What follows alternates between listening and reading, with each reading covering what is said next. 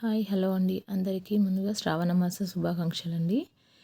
ఈరోజు ఈ వీడియోలో మనం శ్రావణ శుక్రవారానికి ఏ విధంగా ఎన్ని ప్రసాదాలు చేసుకోవాలి, నేను ఈ వీడియోలో వచ్చేసి 5 ప్రసాదాలు అనేవి చూపిస్తున్నానండి. చాలా ఈజీగా ప్రిపేర్ చేసుకోవచ్చు. మొదటిగా పులిహోర, రెండవది దద్దోజనం, మూడవది మినపగారెలు, నాలుగవది గోధుమ రవ్వ బెల్లం వేసిన ప్రసాదం అండి. ఐదవది వచ్చేసి అమ్మవారికి చాలా ప్రీతికరమైనది, ఈ వరలక్ష్మి వ్రతంలో కంపల్సరీగా మనం పెట్టేదండి. అదేంటి అనేది వీడియోస్ చివరి వరకు చూడండి, స్కిప్ చేయకుండా. మొదటగా పులిహోర ఎలా ప్రిపేర్ చేసుకోవాలి ఏంటి అనేది చూద్దాము. ఇక్కడ నేను చింతపండుని నానబెట్టి గుజ్జు అనేది తీసుకున్నానండి. ఈ గుజ్జులోకి కొంచెం వాటర్ అనేది యాడ్ చేసేసి ఒక బౌల్లోకి వేసుకుంటున్నాను. ఈ విధంగా మీరు కొంచెం ఇంకా పల్చగా కావాలి అంటే కాస్త వాటర్ కూడా యాడ్ చేసుకోవచ్చు. ఈ విధంగా ఒక బౌల్లోకి వేసుకొని అంతా కలిపేసుకొని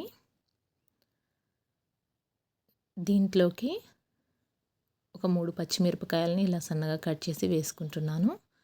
అలాగే కరివేపాకు.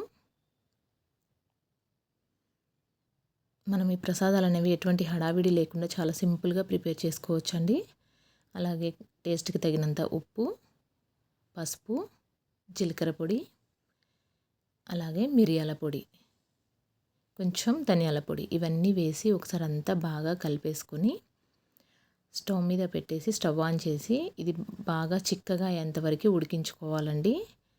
దీంట్లోకి కొంచెం నూనె అనేది వేసేసి, మీకు ఇంకా పలుచగా కావాలి అంటే ఇంకా వాటర్ కూడా యాడ్ చేసుకోవచ్చు. ఈ విధంగా నూనె అనేది వేసేసి బాగా చిక్కగా అయ్యేంతవరకు ఒక 10 మినిట్స్ అనేది అలా ఉడికించేసుకొని పక్కకు పెట్టేసి చల్లారనివ్వాలి. అలాగే మళ్ళీ స్టవ్ పైన ఇంకా వేరే ఒక కడాయి పెట్టుకొని దాంట్లోకి నేను ఇక్కడ 3 స్పూన్ల వరకు నూనె అనేది వేసుకుంటున్నానండి.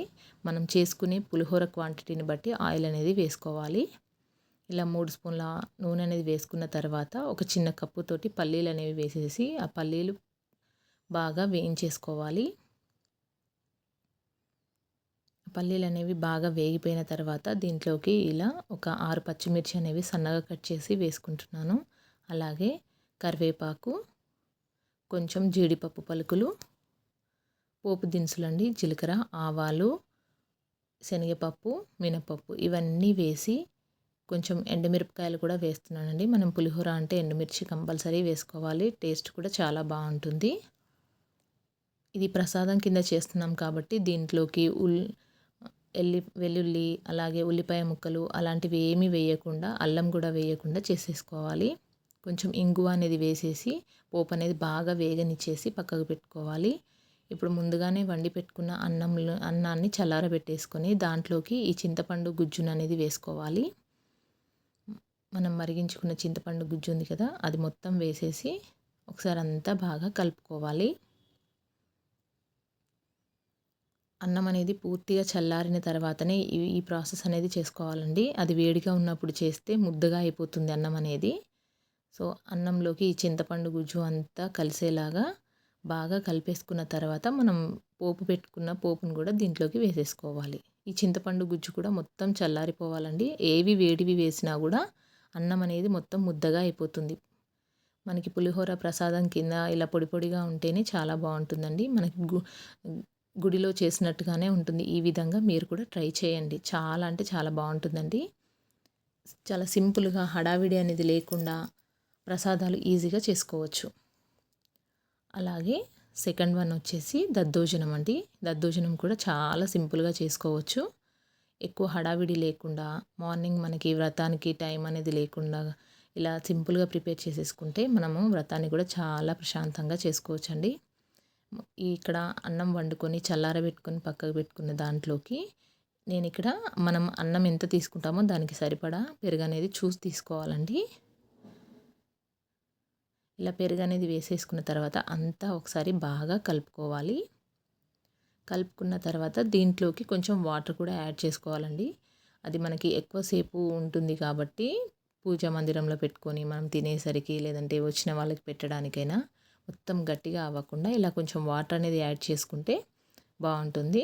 ఇలా వాటర్ యాడ్ చేసుకొని ఒకసారి బాగా కలిపేసి దాంట్లోకి సరిపడా ఉప్పు, అలాగే మిరియాల పొడి, మీరు కావాలంటే మిరియాలు కూడా వేసుకోవచ్చు. అది పోపులో మిరియాలు వేసేసుకొని కలుపుకోవచ్చు అండి. నేను ఇక్కడ మిరియాల పొడి అనేది యాడ్ చేస్తున్నాను. స్టవ్ మీద ఒక కడాయి పెట్టుకొని కొంచెం ఆయిల్ అనేది వేసి దాంట్లోకి కరివేపాకు, జీలకర్ర, ఆవాలు ఇవన్నీ బాగా వేగిన తర్వాత ఒక 4, 5 ఎండుమిరపకాయలు, అలాగే కొంచెం జీడిపప్పు పలుకులు ఇవన్నీ వేసి ఒకసారి బాగా కలుపుకోవాలండి. మీరు కావాలంటే దీంట్లోకి శనగపప్పు, మన మినపప్పు అవి కూడా వేసుకోవచ్చు పోపులో. ఈ పోపు అంతా బాగా వేగిన తర్వాత మనం ముందుగా కలిపి పెట్టుకున్న పెరుగన్నంలోకి ఇదంతా వేసేసి ఒకసారి బాగా కలుపుకుంటే మనకు దద్దోజనం అనేది రెడీ అయిపోతుందండి. మీరు కావాలి అంటే దీంట్లోకి దానిమ్మ గింజలు కూడా యాడ్ చేసుకోవచ్చు. అంతేనండి, దద్దోజనం చాలా ఈజీగా ప్రిపేర్ అయిపోయింది. అలాగే మూడోది వచ్చేసి మినపగారెలు. ఈ మినపగారెల కోసము నేను 1 కప్పు మినపప్పుని ముందు రోజు రాత్రే మంచిగా కడిగి నానబెట్టేసుకొని మార్నింగ్ మనం ఏ రోజైతే పూజ చేసుకుంటామో ఆ రోజు ఈ విధంగా మిక్సీ పట్టేసుకోవాలి. నేను ఇక్కడ పొట్టు మినపప్పు తీసుకున్నాను కాబట్టి ఇలా ఉంది. బాగా గట్టిగా కాకుండా ఈ విధంగా మిక్సీ చేసుకుంటే సరిపోతుంది. దీంట్లోకి కొంచెం మిరియాల పొడి, అలాగే ఉప్పు ఇవన్నీ వేసి కొంచెం జీలకర్ర పొడి అండి, జీలకర్రకి బదులుగా జీలకర్ర పొడి వేస్తున్నాను. ఇదంతా వేసేసి ఒకసారి అంతా బాగా కలుపుకోవాలి. పిండి ఈ కన్సిస్టెన్సీలో ఉంటే సరిపోతుంది. బాగా లూజ్గా ఉన్నా, బాగా గట్టిగా ఉన్నా గారెలనేవి బాగా రావండి. ఒకసారి అంతా కలిపేసుకున్న తర్వాత స్టవ్ మీద మన డీప్ ఫ్రైకి సరిపడా ఆయిల్ అనేది ఒక కడాయిలో వేసేసుకొని స్టవ్ ఆన్ చేసేసి దీంట్లోకి ఈ విధంగా మీకు చేత్తో చేసుకోవడం వస్తే చేత్తో వేసేసుకోవచ్చు గారెలు. లేదు అంటే ఒక జల్లిగంట మీద వాటర్ అనేది అప్లై చేసేసి దాని మీద కూడా పెట్టి వేసుకోవచ్చండి. ఈ విధంగా గారెలన్నీ మనకు ఆయిల్కి సరిపడాన్ని వేసేసుకొని 2 వైపులా మంచిగా కలర్ వచ్చేంత వరకు కాల్చేసుకోవాలండి గారెలు అనేవి. ఇలా వేసిన వెంటనే కదపకుండా ఒక 2 మినిట్స్ ఆగితే అవే పైకి తేలుతాయి. అప్పుడు వాటిని సెకండ్ వైపుకి టర్న్ చేసుకొని మంచి కలర్ వచ్చేంత వరకు వేయించుకుంటే సరిపోతుంది. ఈ పొట్టు మినపప్పుతో ఉన్నవైతే చాలా బాగుంటుందండి. టేస్ట్ కూడా చాలా బాగుంటాయి, చూడడానికి కూడా చాలా బాగుంటాయి, ప్లఫీగా కూడా వస్తాయండి. మనం ఇందులో ఎటువంటి వంట సోడా అనేది ఏమీ వేయలేదు, అయినా కూడా చాలా ప్లఫీగా వస్తాయి. పైన క్రిస్పీగా లోపల మంచిగా ఉడికిపోయి చాలా అంటే చాలా టేస్టీగా ఉంటాయండి. ఈ విధంగా ఈజీగా గారెలు కూడా ప్రిపేర్ చేసుకోవచ్చు. 4వది వచ్చేసి గోధుమ రవ్వతో ప్రసాదం అండి. మీరు కావాలంటే నార్మల్ ఉప్మా రవ్వతో కూడా చేసుకోవచ్చు. ఇదే ప్రాసెస్లో ముందుగా స్టవ్ పైన ఒక కడాయి పెట్టుకొని దాంట్లోకి 2 స్పూన్ల నెయ్యి అనేది వేసేసుకోవాలి. నెయ్యి అనేది బాగా కరిగిపోయిన తర్వాత దీంట్లోకి సన్నగా కట్ చేసుకున్న జీడిపప్పు, బాదం పప్పు పలుకులు వేసేసి మంచిగా వేయించేసుకోవాలి. అవి కాస్త కొంచెం కలర్ మారిన తర్వాత తీసేసి ఒక ప్లేట్లోకి తీసుకొని పక్కకు పెట్టేసుకోవాలండి. ఇప్పుడు అదే కడాయిలోకి ఆ ఉన్న నెయ్యిలోనే నేను ఇక్కడ 1 కప్పు వరకు గోధుమ రవ్వను తీసుకుంటున్నాను. గోధుమ రవ్వని మంచి కలర్ వచ్చేంత వరకు వేయించేసుకోవాలండి. ఇది వేగిపోయేలోపు దీంట్లోకి కావాల్సింది ఒక పక్కన ఇంకో స్టవ్ పైన ఒక బౌల్ పెట్టేసి 1 కప్పు గోధుమ రవ్వకి 4 కప్పుల వాటర్ అనేది వేసేసుకొని ఈ వాటర్ని బాగా మరిగించుకోవాలి.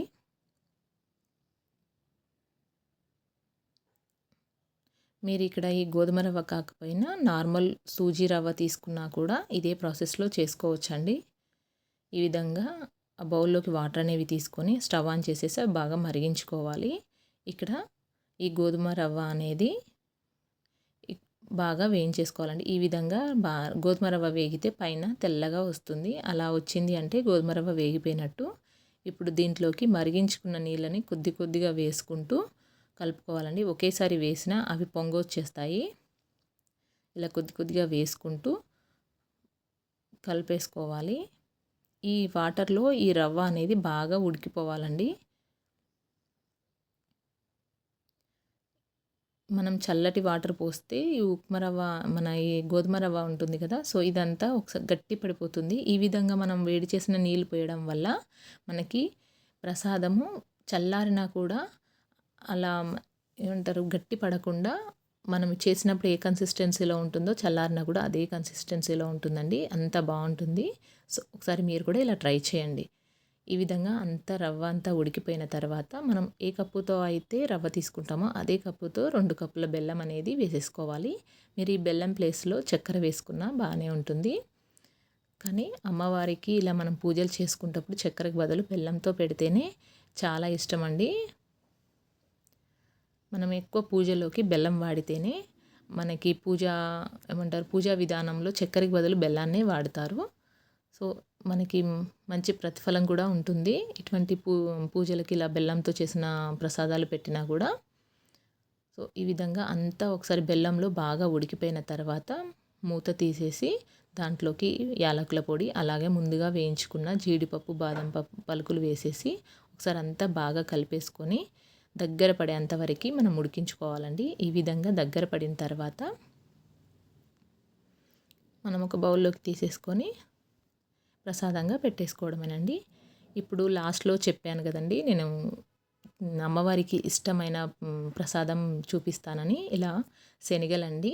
ఈ శనగల్ని మనం ముందు రోజే మంచిగా 2 సార్లు వాష్ చేసి నానబెట్టేసుకొని మార్నింగ్ ఇలా నీళ్ళన్నీ వంపేసుకొని దేవుడి దగ్గర ప్రసాదంలాగా పెట్టుకోవాలండి మనము అమ్మవారికైనా. దీన్ని వాయనంగా కూడా ఇస్తారు. అమ్మవారికి శనగలతో చేసిన ఏ ప్రసాదమైనా ఇలా ఉత్తి శనగలైనా పెట్టొచ్చండి. అలా కానీ వీటిని శనగల్ని వేంపేసి, తాలింపేసి అలాంటివి పెట్టకూడదు.